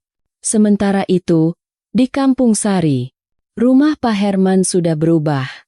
Atap yang dulu bocor sudah ditambal seng baru yang mengkilap. Lantai semen sudah di keramik putih murah. Ada sebuah motor metik bekas terparkir di ruang tamu.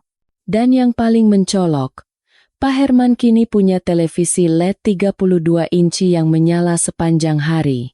Semua itu dibeli dari uang kiriman Sari. Selama setahun ini, Mami Linda memang rutin mengirimkan uang bagi hasil kepada Herman. Bukan untuk Sari, tapi untuk membungkam Herman agar tidak bertanya-tanya. Jumlahnya tidak besar, hanya 1 atau 2 juta sebulan. Tapi bagi Herman, itu adalah uang gratis. Siang itu, Herman sedang duduk santai di teras, merokok dan minum kopi susu. Ia memakai kaos partai dan sarung baru. Tetangga yang lewat menyapanya dengan hormat. Wah, Pak Herman, nunggu kiriman dari Neng Sari lagi ya? Sapa Bu Tejo, tetangga yang dulu sering menghina Sari. Iya nih Bu. Biasa, tanggal muda. Sari memang anak bekti berbakti, jawab Herman sombong. Tiba-tiba, HP Herman berdering. Nama Mas Rudi muncul di layar. Herman tersenyum lebar, mengira ini kabar transferan uang. Halo Mas Rudi, apa kabar? Cair nih hari ini, sapa Herman semangat. Tapi suara di seberang sana terdengar ketus dan marah. Heh, Herman. Cair, gundulmu. Anakmu itu bikin masalah lagi. Bentak Rudi. Senyum Herman lenyap. Ia melirik kiri kanan, takut tetangga dengar, lalu masuk ke dalam rumah dan menutup pintu. Kenapa, Mas? Si Sari kenapa? Dia kabur, tanya Herman panik. Bukan panik anaknya hilang, tapi panik sumber uangnya hilang. Bukan kabur. Dia sakit-sakitan. Batuk darah terus. Badannya kurus kering kayak tengkorak. Tamu-tamu pada komplain. Katanya jijik lihat dia. Pendapatan dia bulan ini nol besar. Malah minus buat biaya obat. Herman terdiam. Alih-alih bertanya sakit apa? Parah tidak? Atau perlu saya jemput? Pertanyaan yang keluar dari mulutnya justru sangat keji. Waduh, terus gimana mas? Jatah bulanan saya gimana? Saya baru kredit motor nih mas. Cicilannya jatuh tempo besok. Rudy di ujung telepon mendengus tak percaya. Bahkan penjahat seperti dia pun jijik dengan Herman. Otakmu isinya cuma duit ya man? Anakmu mau mati. Yang kau tanya cicilan motor. Dengar ya. Mami Linda mau membuang dia. Dia sudah tidak produktif. Biaya obatnya mahal. Mami mau memulangkan dia ke kampung. Jantung Herman berhenti berdetak. Memulangkan Sari? Sari pulang dalam keadaan sakit, kurus, dan cacat? Herman membayangkan skenarionya. Sari pulang dengan tubuh hancur, tetangga akan melihat. Bu Tejo akan bertanya. Pak RT akan curiga. Rahasia bahwa Sari bukan kerja di restoran tapi jadi pelacur akan terbongkar. Kehormatan Herman akan hancur. Dan yang paling parah, siapa yang akan memberinya uang rokok dan judi kalau Sari pulang dan jadi beban? Herman tidak mau merawat orang sakit. Dia tidak mau keluar uang untuk mengobati Sari. Jangan mas. Jangan dipulangkan. Teriak Herman panik. Jangan bawa dia ke sini. Saya tidak bisa terima dia. Loh, ini anakmu sendiri. Terus mau dikemanakan? Terserah Mas Rudy. Mas Rudy kan pintar. Taruh dia di mana kek? Di panti sosial? Atau di rumah sakit pemerintah? Atau pekerjakan dia di bagian lain. Cuci piring kek? Bersihkan WC kek. Yang penting jangan pulang ke sini. Tetangga saya banyak yang julid mas. Malu saya kalau dia pulang bawa penyakit. Hening sejenak di ujung telepon. Rudy menarik napas panjang. Gila kamu man. Benar-benar iblis. Oke, kalau itu maumu. Tapi ingat, kalau dia mati di sini, kami tidak tanggung jawab kuburannya. Dan mulai bulan ini, stop kiriman uang. Anakmu sudah jadi sampah. Tunggu mas. Masa stop total? Kasihlah dikit, 500.000 juga nggak apa-apa. Buat beli pulsa.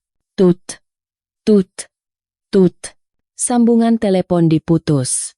Herman membanting HP-nya ke kasur. Sialan. Dasar anak tidak berguna. Baru setahun kerja sudah sakit-sakitan. Padahal aku baru mau hoki, umpat Herman. Ia berjalan mondar-mandir di ruang tengah. Ia marah. Ia merasa dirugikan. Ia tidak sedetik pun memikirkan rasa sakit Sari yang sedang batuk darah. Baginya, Sari adalah mesin ATM yang rusak. Dan mesin ATM rusak harusnya dibuang saja. Jangan dibawa pulang memenuhi rumah. Herman menatap foto almarhumah istrinya di dinding. Lihat anakmu itu, Bu, manja, lemah. Tidak sekuat bapaknya. Ia membenarkan sarungnya, lalu mengambil kunci motor barunya. Ia butuh pelarian. Ia butuh menenangkan pikiran. Dan satu-satunya cara adalah pergi ke lapak judi sabung ayam di kampung sebelah. Mungkin dengan sisa uang belanja dapur, ia bisa menggandakan uangnya. Kembali ke Jakarta. Malam itu juga, Sari dipindahkan. Bukan dengan mobil mewah seperti saat datang, tapi dengan mobil bak terbuka, pickup, pengangkut sayur. Sari duduk di bak belakang, ditutupi terpal biru agar tidak terlihat orang, bersama dengan keranjang-keranjang sampah botol bir. Hujan turun deras, membasahi terpal. Air dingin merembes masuk, membasahi tubuh Sari yang sedang demam tinggi. Ia menggigil hebat. Giginya beradu kencang tak-tak-tak. Sari mengeluarkan buntalan tisu surat untuk bapak dari balik bajunya. Tisu itu basah terkena air hujan. Tulisan pensil alisnya luntur menjadi noda hitam tak terbaca. Bapak. Racau Sari dalam demamnya. Maafkan Sari. Sari sakit. Sari bikin bapak susah. Mobil pickup itu melaju kencang, membawa Sari menuju warung remang di pinggiran pelabuhan Tanjung Priok. Tempat yang jauh lebih kotor, lebih gelap, dan lebih kejam dari Royal Paradise. Tempat di mana manusia dihargai seharga sebungkus rokok. Sari menatap langit Jakarta yang merah karena polusi dan lampu kota. Ia tidak lagi berdoa minta dijemput ibu. Ia sudah terlalu kotor untuk surga. Ia hanya berdoa agar ingatannya hilang, agar ia lupa siapa dirinya, agar ia lupa bahwa ia punya bapak. Di kegelapan malam, di bawah guyuran hujan, Bella si primadona telah mati. Yang tersisa hanyalah seonggok daging bernyawa yang sedang diantar menuju pembuangan akhir. Dan di kampung, Herman sedang bersorak gembira di arena sabung ayam. Ayam jagoannya baru saja memenangkan pertarungan berdarah, memberinya kemenangan Rp500.000. Ia tertawa lepas, melupakan darah dagingnya sendiri yang sedang meregang nyawa di bak mobil sampah. Tanjung Priok, Jakarta Utara. Tempat ini adalah kerasnya kehidupan yang sesungguhnya. Debu batubara beterbangan, bau solar yang menyengat, dan suara klakson kontainer yang memekakkan telinga. Di pinggiran jalan bypass yang gelap, berjejer gubuk-gubuk liar yang diterangi lampu remang-remang berwarna merah jambu. Inilah warung remang idola malam, tempat pembuangan akhir bagi wanita-wanita malam yang sudah tidak laku di kota. Sari, yang kini tubuhnya tinggal tulang berbalut kulit, duduk di bangku kayu panjang yang penuh noda minyak. Ia mengenakan baju tank top tipis yang kedodoran dan celana pendek jeans yang kancingnya sudah lepas. Udara malam laut yang asin dan dingin menusuk paru-parunya yang sakit. Uhuk. Uhuk. Setiap kali ia batuk, dadanya terasa seperti ditusuk ribuan jarum. Ia menutupi mulutnya dengan tisu kucel, menyembunyikan bercak darah yang kembali keluar. Heh! Jangan batuk terus. Berisik. Nanti tamu jijik lihat kamu.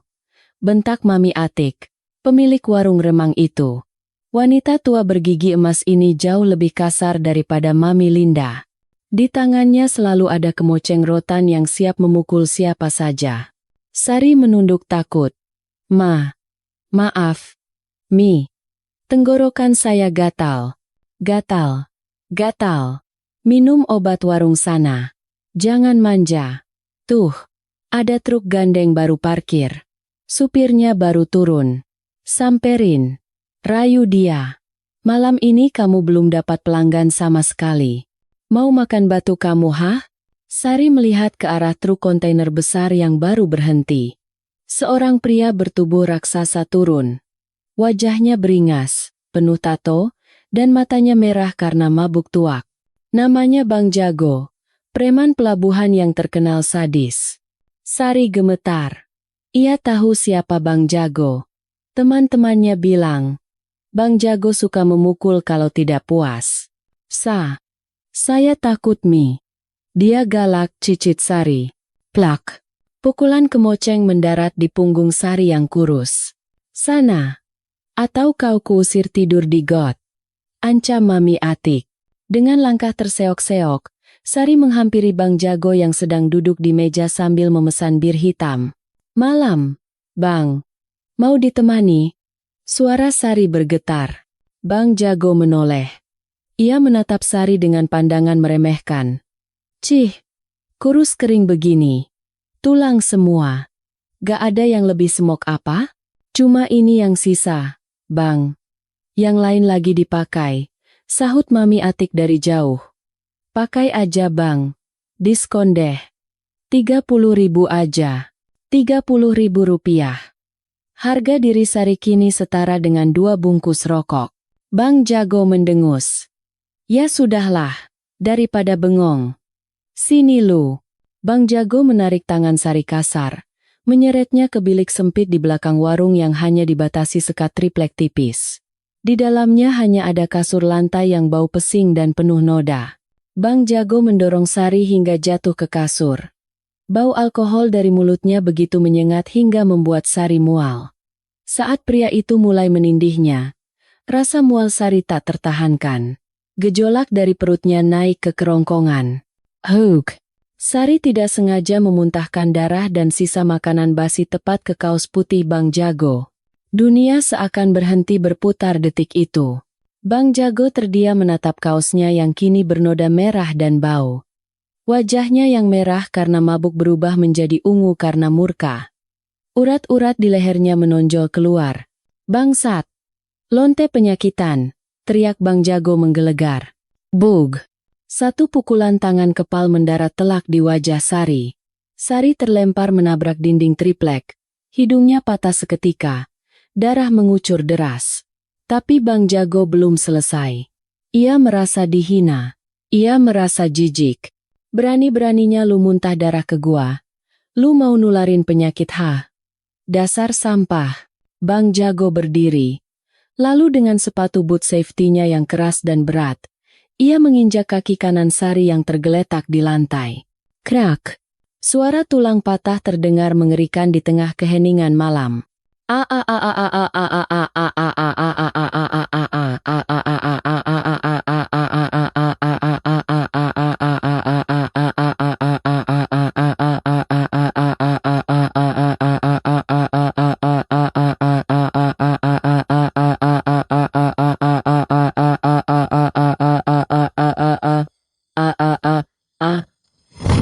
Tulang keringnya hancur berkeping-keping di bawah sol sepatu baja itu. Mampus lu. Mampus. Bang Jago masih menendang perut Sari 2 kali lagi sebelum Mami Atik dan beberapa penjaga warung berlari masuk. Waduh. Bang. Jangan dibunuh, Bang. Nanti kami kena urusan polisi. Teriak Mami Atik panik. Bang Jago meludah ke wajah Sari yang sudah pingsan karena syok dan rasa sakit. Buang sampah ini. Jangan sampai gua lihat lagi. Rugi gua bayar 30.000. Bang Jago pergi dengan marah, meninggalkan Sari yang terkapar seperti boneka rusak. Kakinya bengkok dengan sudut yang tidak wajar.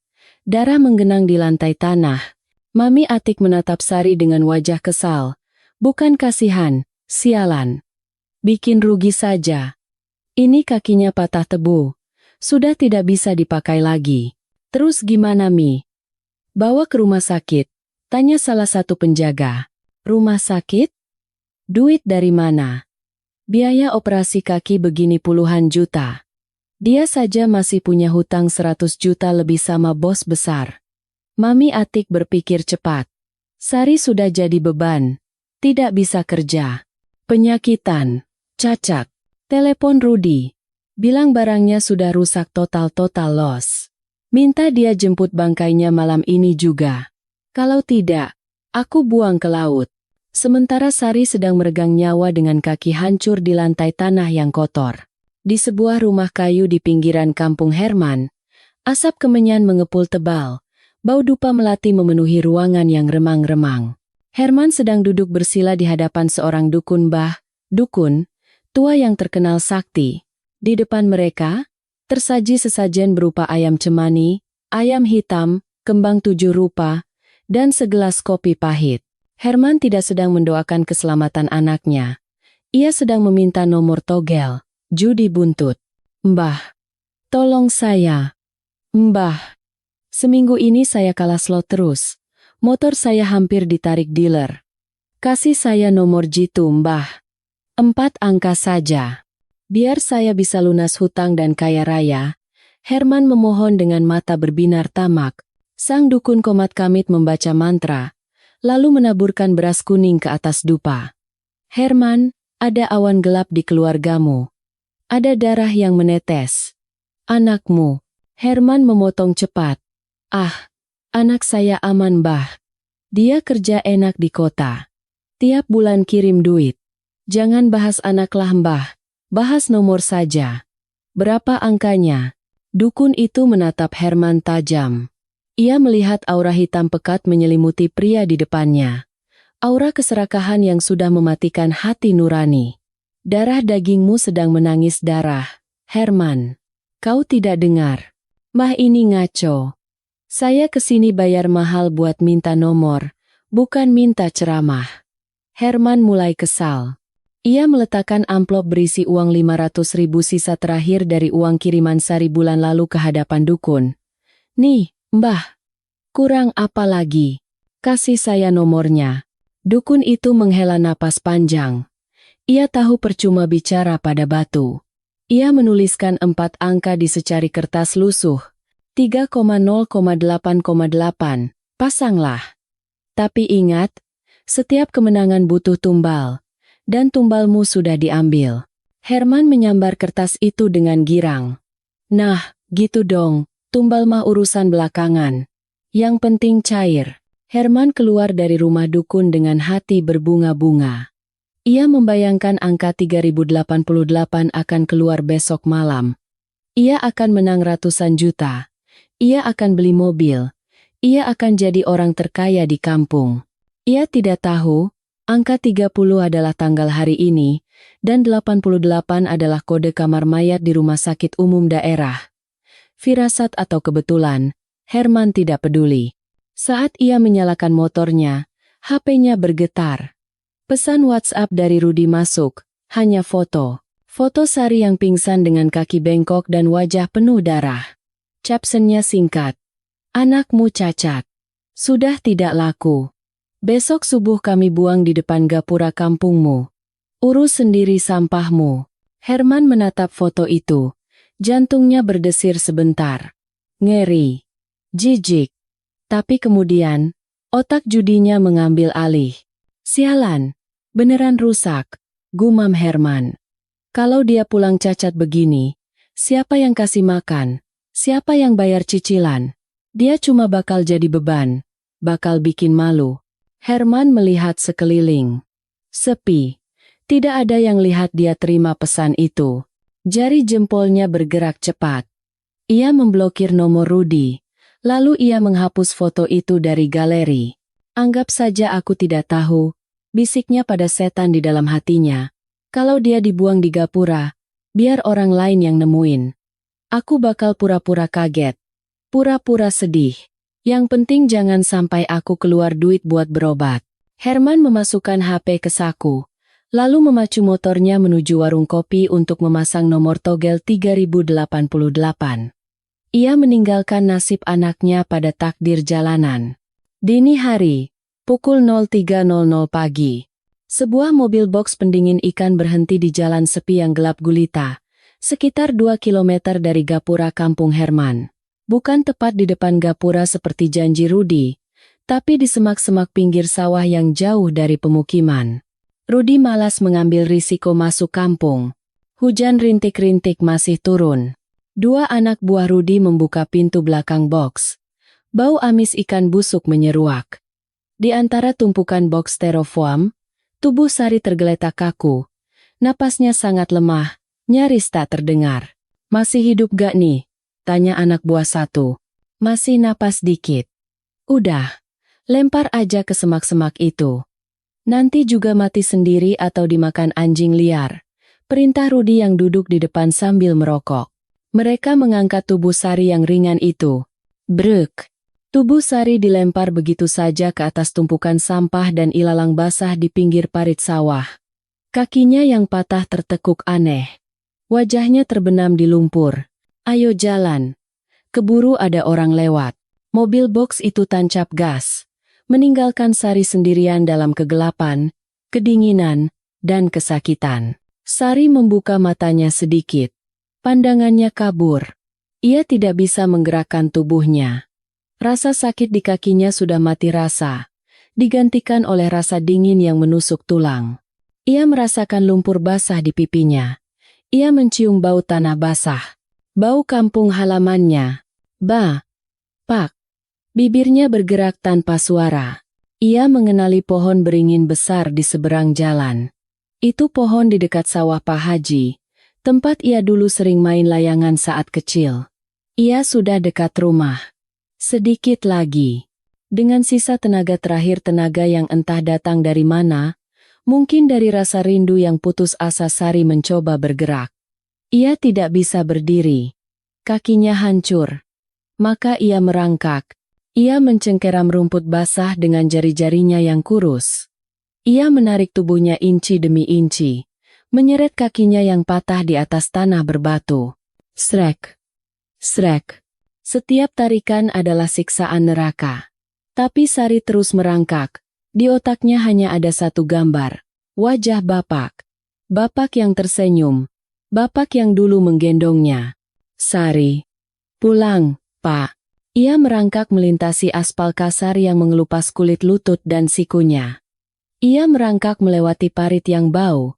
Darah terus menetes, membuat jejak panjang di belakangnya. 1 jam. 2 jam. Langit mulai sedikit terang. Sari sudah merangkak sejauh 1 kilometer. Tubuhnya sudah hancur lebur. Tapi ia sampai di ujung gang rumahnya. Ia melihat rumah itu. Rumah dengan atap seng baru yang mengkilap.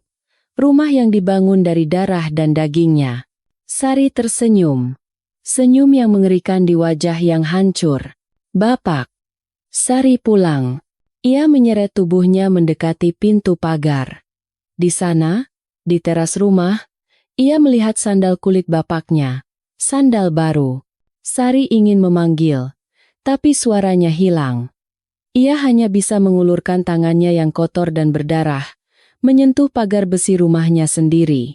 Di dalam rumah, Herman sedang tidur nyenyak, bermimpi tentang nomor togel 3088 yang tembus 4 angka. Ia tidak tahu, di depan pagarnya, tumbal kemenangannya sedang meregang nyawa, menunggu pintu dibuka, menunggu pelukan yang tidak akan pernah datang. Seekor ayam jago berkokok nyaring, menandakan pagi telah tiba. Tapi bagi Sari, ini adalah malam terpanjang yang akan mengantarnya pada keabadian. Pukul 04.30 pagi. Adzan subuh sayup-sayup terdengar dari masjid di ujung kampung, memanggil umat manusia untuk bersujud. Hujan belum berhenti, justru semakin deras, seolah langit sedang berusaha mencuci dosa-dosa di bumi yang tak kunjung bersih. Di depan pagar besi rumah bercat hijau muda rumah Herman, Sari tergeletak di atas tanah becek. Tubuhnya menggigil hebat bukan hanya karena dingin, tapi karena infeksi di kakinya yang patah mulai menyebar, memicu demam tinggi yang membakar kesadarannya. Sari menatap pagar rumah itu. Pagar yang dulu ia cat sendiri bersama ibu. Pagar yang dulu sering ia panjat saat kecil. Sekarang, pagar itu terasa setinggi tembok penjara. Bah! Pak! Panggil Sari lagi. Suaranya hilang ditelan suara hujan. Ia mencoba mengangkat tangannya untuk mengetuk pagar. Jari-jarinya yang kurus dan penuh luka mencengkeram besi dingin itu. Ia menggoyangkannya lemah. Klang. Klang. Klang. Klang. Klang. Klang. Klang. Suara besi beradu pelan. Terlalu pelan untuk membangunkan orang tidur. Tapi bagi Sari, itu adalah satu-satunya usaha yang bisa ia lakukan. Ia tidak punya tenaga untuk berteriak, tenggorokannya rusak, kering, dan perih. Di dalam rumah, Herman terbangun. Bukan karena suara pagar, tapi karena kandung kemihnya penuh. Ia berjalan gontai menuju kamar mandi, menggaruk perutnya yang buncit. Setelah buang air kecil, ia merasa haus dan berjalan ke dapur untuk mengambil air minum. Saat melewati ruang tamu, telinganya menangkap suara aneh dari depan rumah. Klang! Klang! Herman mengerutkan kening. Siapa pagi-pagi begini? Maling? Pikirnya waspada. Ia teringat motor matic barunya yang diparkir di teras.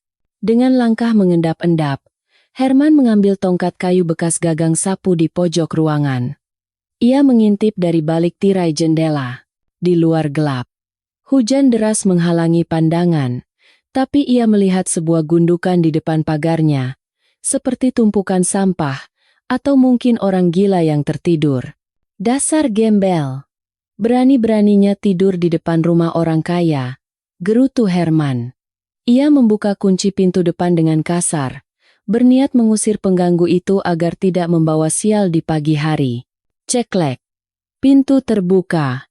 Herman melangkah keluar ke teras, masih memegang tongkat kayu. Ia berteriak menembus hujan.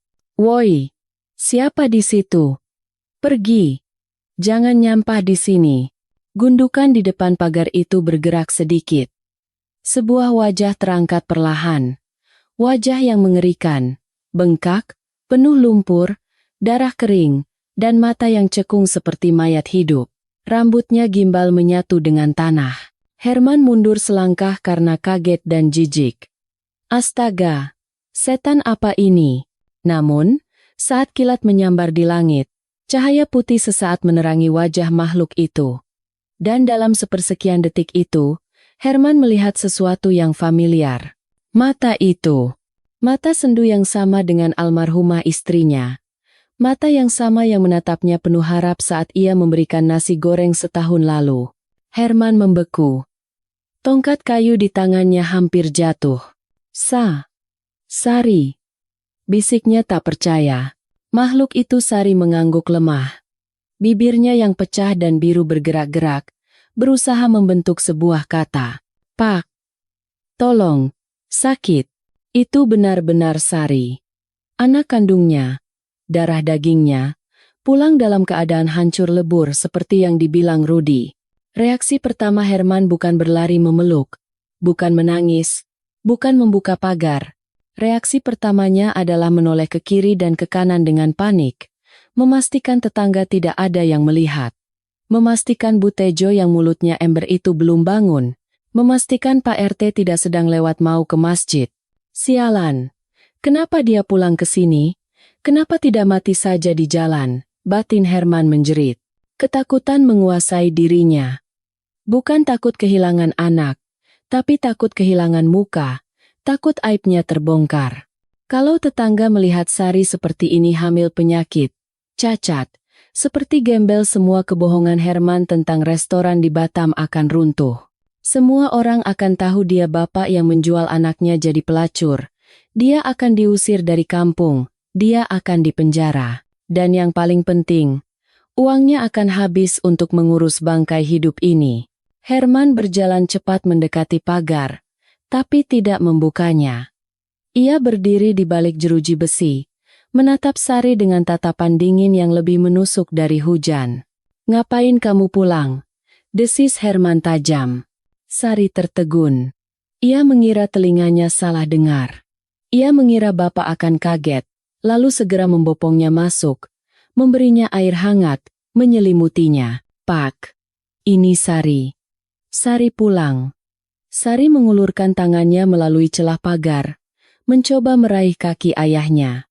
Kaki Sari patah, Pak. Sari dibuang. Tolong buka. Herman menendang tangan Sari yang mencoba meraih kakinya. Bug. Jangan sentuh. Bentak Herman tertahan. Lihat dirimu. Kayak gembel. Kayak sampah. Kamu mau bikin bapak malu hah? Kamu mau bikin bapak mati jantungan? Air mata Sari bercampur dengan air hujan. Hatinya yang sudah retak kini hancur berkeping-keping. Pak. Sari sakit. Sari kerja buat bapak. Sari bayar hutang bapak. Kerja apa? Kerja jadi lonte sampai busuk begini? Herman meludah ke tanah, tepat di depan wajah Sari. Rudy bilang kamu sudah tidak berguna. Kamu cuma bawa penyakit. Kamu pikir bapak punya uang buat ngurusin orang cacat kayak kamu. Buat makan bapak saja susah.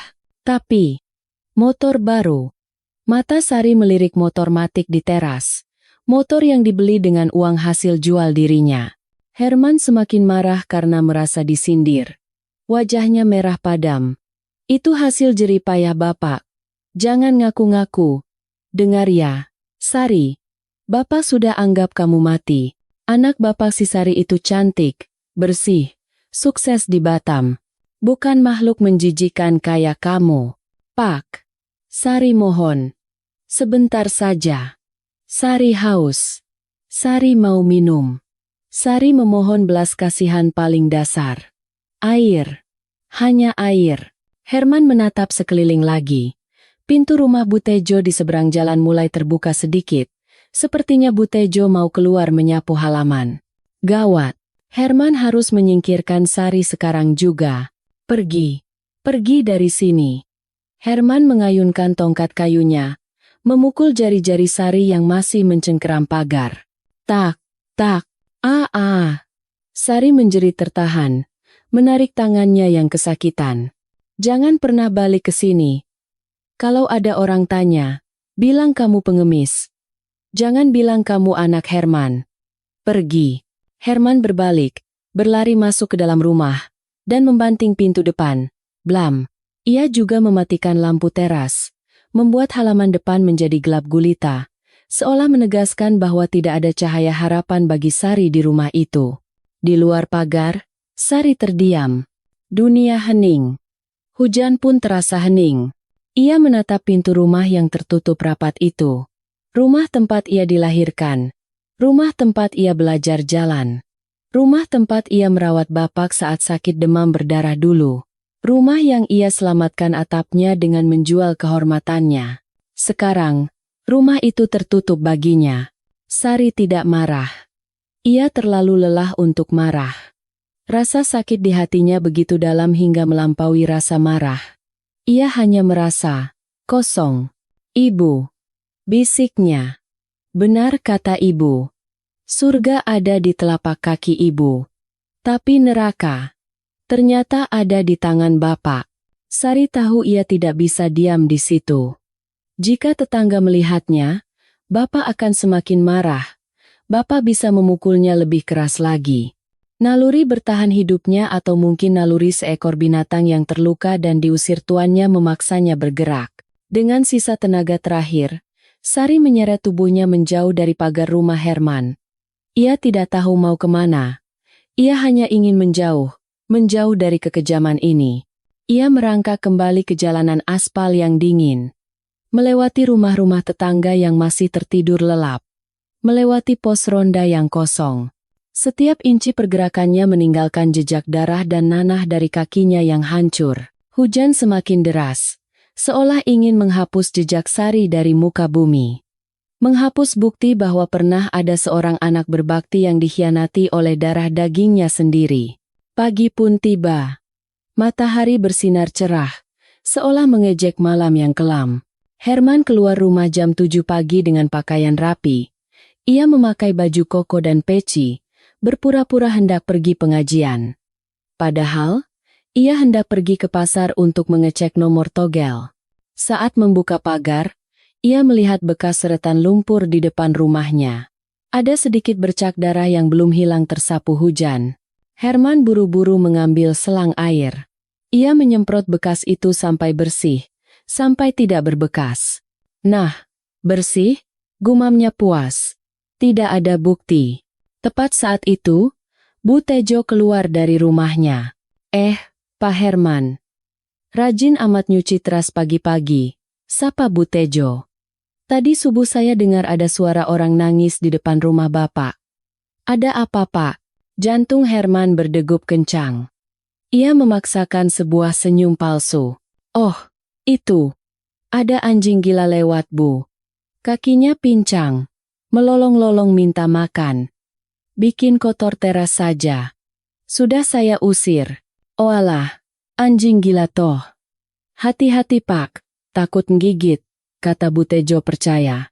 Iya, Bu. Aman, jawab Herman. Anjing gila. Itulah sebutan terakhir Herman untuk putri kandungnya sendiri. Herman menyalakan motor matiknya dan melaju pergi dengan perasaan lega. Ia merasa masalahnya sudah selesai. Sari sudah pergi. Hidupnya aman kembali. Ia meraba saku bajunya, memastikan kertas nomor togel 3088 masih ada. Hari ini pasti menang, pikirnya optimis. Ia tidak tahu bahwa di sebuah gubuk kosong di dekat tempat pembuangan sampah akhir, kampung sebelah, anjing gila itu sedang meregang nyawa di kerumuni lalat. Sari tergeletak di atas tumpukan kardus bekas. Napasnya tinggal satu-satu. Matanya menatap langit-langit gubuk yang bolong, menatap awan putih yang berarak. Ia tidak lagi merasakan sakit. Tubuhnya sudah mati rasa. Demam tinggi telah membakar habis kesadarannya. Dalam halusinasi terakhirnya, ia tidak melihat wajah bapak yang jahat. Ia melihat wajah ibu.